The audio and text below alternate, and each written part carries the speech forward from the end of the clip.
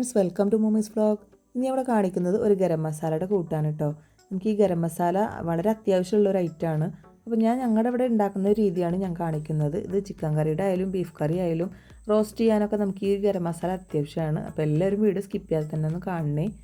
ഞാനിവിടെ 1/2 കപ്പ് വരുന്ന പെരിഞ്ജീരകമാണ് എടുത്തിട്ടുള്ളത്. ഒരു കൈപ്പിടിയോളം തന്നെ കറുവപ്പാട്ട് എടുത്തിട്ടുണ്ട്. ഒരു 15ഓളം തക്കോല എടുത്തിട്ടുണ്ട്. പിന്നെ ഒരു ജാതിക്കുരുവാണ് എടുത്തിട്ടുള്ളത്. 2 ടേബിൾ സ്പൂൺ കുരുമുളക്, 2 ടേബിൾ സ്പൂൺ ഗ്രാമ്പു എടുത്തിട്ടുണ്ട്. പിന്നെ ഇത് കസ്കസാണ് കേട്ടോ. ചെറിയ മണി പോലത്തെ സാധനം ഉണ്ടാവില്ല, അതാണ്. അത് 1 ടീസ്പൂൺ എടുത്തിട്ടുള്ളത്. പിന്നെ ചെറിയ ജീരകം 2 ടീസ്പൂണ്, സജീരകം 1 ടീസ്പൂണാണ് എടുത്തിട്ടുള്ളത്. 2 ടേബിൾ സ്പൂൺ ഏലക്ക എടുത്തിട്ടുണ്ട്. അപ്പോൾ എല്ലാം ഇവിടെ റെഡിയാക്കി വെച്ചിട്ടുണ്ട്. ഇനി ഒരു പാൻ വെച്ച് കൊടുത്തിട്ട് അതിലേക്ക് പട്ട, തക്കോലം, ജാതിക്കുരു, ഗ്രാമ്പു, കുരുമുളക്, ഏലക്ക ഇതെല്ലാം കൂടി ആദ്യം ഒന്ന് ചൂടാക്കി എടുക്കുന്നുണ്ട്. ജീരക ഐറ്റംസൊക്കെ ലാസ്റ്റാണ് ഞാൻ ചെയ്തെടുക്കുന്നത്. എല്ലാം കൂടി ആകുമ്പോൾ കരിഞ്ഞു പോവും, അതുകൊണ്ടാണ് ഞാൻ ഇത് മാത്രം ആദ്യം ചൂടാക്കി എടുക്കുന്നത്. അപ്പോൾ ഇത് ചൂടാക്കി എടുക്കുമ്പോൾ തന്നെ അതിലത്തെ ഓയിൽ കണ്ടൻറ്റ് പുറത്ത് വരും ചെയ്യും.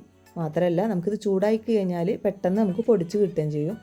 അപ്പോൾ അതാണ് ഈ ഒരു ചൂടാക്കുന്നതിൻ്റെ കാര്യം കേട്ടോ. അപ്പോൾ കരിഞ്ഞു പോവാതെ ശ്രദ്ധിക്കണം.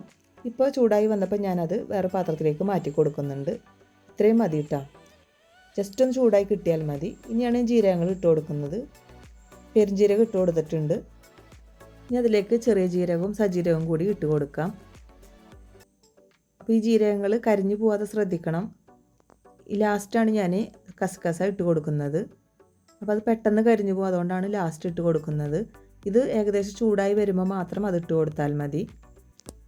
ഇപ്പോൾ ഇത് ഏകദേശമൊക്കെ ചൂടായി വന്നിട്ടുണ്ട്. ഈ ഒരു സമയത്ത് നമുക്ക് ഈ ഒരു കസ്കസ ഇട്ട് കൊടുക്കാം.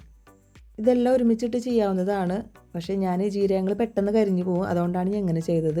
അപ്പോൾ ഈ ജീരകങ്ങൾ ഇട്ട് കൊടുത്ത സമയത്ത് ലോ ഫ്ലെയിമിലാക്കിയിട്ട് വേണം ചെയ്യാനായിട്ട് കേട്ടോ. അപ്പോൾ ഇതിൻ്റെ പാകം എന്ന് പറയാൻ നല്ലൊരു സ്മെല്ല് വരും. എല്ലാം കൂടി ഇട്ടിട്ട് നമ്മൾ വറുക്കുന്ന സമയത്ത് നല്ലൊരു സ്മെല്ല് വരും, അതാണ് ഇതിൻ്റെ പാകം. ആ ഒരു സമയത്ത് നമുക്ക് ഫ്ലെയിം ഓഫ് ചെയ്ത് കൊടുക്കാം. ഇതൊന്ന് കുറച്ച് തണുത്ത് വരട്ടെ. തണുത്തതിന് ശേഷം നമുക്ക് അടിച്ചെടുക്കാം. ചെറിയൊരു ചൂട് വേണം, ആ രീതിക്ക് വേണം അടിച്ചെടുക്കാനായിട്ട്. ഗരം മസാല എപ്പോഴും കുറച്ചധികം ചെയ്ത് വെക്കുന്നതാണ് നല്ലത്. നമുക്ക് എപ്പോഴും ആവശ്യമുള്ള സാധനമാണല്ലോ ഈ ഗരം മസാല. അപ്പോൾ അത് കുറച്ചധികം ചെയ്യുകയാണെങ്കിൽ വളരെ ഉപകാരമാണ്. അപ്പോൾ ഇപ്പോൾ ചൂടാറി വന്നിട്ടുണ്ട്, എന്നാലും ചെറിയൊരു ചൂടുണ്ട് കേട്ടോ. ആ ഒരു ചൂടിലാണിത് അടിച്ചെടുക്കാൻ പറ്റുള്ളൂ. അപ്പോൾ ഞാൻ ചെറിയ ചൂടോടുകൂടി തന്നെ അടിച്ചെടുക്കുന്നുണ്ട്. പിന്നെ ആ ഒരു ജാതിക്കൂരി ഒന്ന് ചതച്ചെടുത്തിട്ടുണ്ട് ഞാൻ കേട്ടോ. അതിൻ്റെ തോട് കളഞ്ഞിട്ട് ഒന്ന് ചതച്ചെടുത്തിട്ടുണ്ട്. ഇപ്പോൾ നല്ല പോലെ തന്നെ പൊടിച്ചെടുത്ത് വന്നിട്ടുണ്ട്. ഇപ്പോൾ കണ്ടില്ല, നല്ലൊരു സ്മെല്ലാണ് കേട്ടോ അതിന്. ആ ജീരകങ്ങളും എല്ലാം കൂടിയിട്ടുള്ള ആ ഒരു മസാലയുടെ സ്മെല്ലുണ്ടല്ലോ, നല്ലൊരു സ്മെല്ലാണ് വന്നിട്ടുള്ളത്. ഇതിലിപ്പോൾ സജീരകവും കസകസവും ഒന്നും ഇല്ലെങ്കിലും കുഴപ്പമൊന്നുമില്ല, അതൊക്കെ ഓപ്ഷനിലാണ് കേട്ടോ. ഉണ്ടെങ്കിൽ മാത്രം ഇട്ട് കൊടുത്താലും മതി, ഇല്ലെങ്കിൽ ഒരു കുഴപ്പമില്ല. അല്ലെങ്കിൽ നല്ലൊരു ഫ്ലേവർ കിട്ടുന്ന ഒരു ഗരം മസാലയുടെ കൂട്ടാണ് കേട്ടോ ഞാനിവിടെ കാണിച്ചത്. ഇപ്പോൾ ചിക്കനായാലും മട്ടനായാലും ബീഫായാലും അതുപോലെ ഫിഷ് ആയാലും റോസ്റ്റ് ചെയ്യുമ്പോഴൊക്കെ നമുക്ക് ഒഴിച്ചുവിടാൻ പറ്റാത്തൊരു ഐറ്റമാണ് ഈ ഗരം മസാല. അതിനൊക്കെ ടേസ്റ്റ് കൊടുക്കുന്നതാണ് ഈ ഗരം മസാല.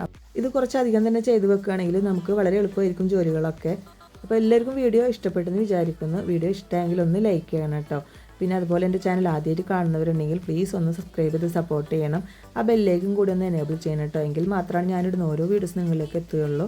ഈ വീഡിയോ നിങ്ങൾക്ക് ഇഷ്ടപ്പെടുകയാണെങ്കിൽ നിങ്ങളുടെ ഫ്രണ്ട്സിനും ഫാമിലിക്കും ഒന്ന് ഷെയർ ചെയ്ത് കൊടുക്കണം കേട്ടോ. അപ്പോൾ നല്ലൊരു വീഡിയോ ആയിട്ട് നമുക്ക് വീണ്ടും കാണാം. Thanks for watching.